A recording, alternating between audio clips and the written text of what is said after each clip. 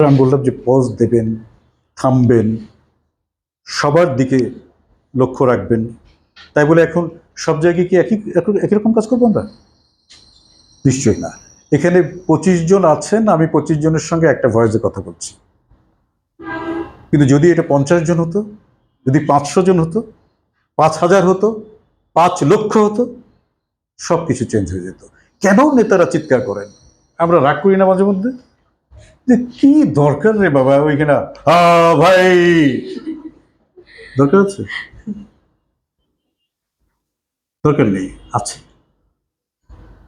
কারণ 50,000 লোকের ভিতরে আপনি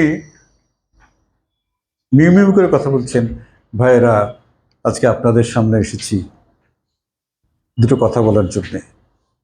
50,000 লোক, একজন তার স্ত্রীকে পিটিয়ে এসছে অভাবের তাড়নায়, বাচ্চারা খাবার পাচ্ছে না, সে একটা কিছু আশা করার নেতার কাছে শুনবে যে আমাদেরকে আশার বাণী শোনাবে।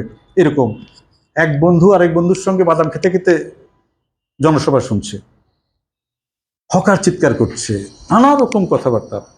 5 জন লোক এক জায়গায় হলেই তো ঝামেলা হয়ে যায়, সেখানে 50,000 লোক না ধরি 10,000 লোক, সেই 10,000 লোকের চিৎকার চেঁচামেচিতে আপনি মিউ করে কথা বললে কেউ শুনবে? আমার প্রথমে ফাটিয়ে ফেলতে হবে। কেন তারা বলে ভাইরা আমার? আরে বাবা, এত চিৎকার করতে হবে কেন? তার মানে এই যে ভাইরা আমার, এক সময় আমরা যখন রেডিও শুনতাম, আমি একটু শেখলে মানে একটু কি বলবো যে বয়স বেশি না,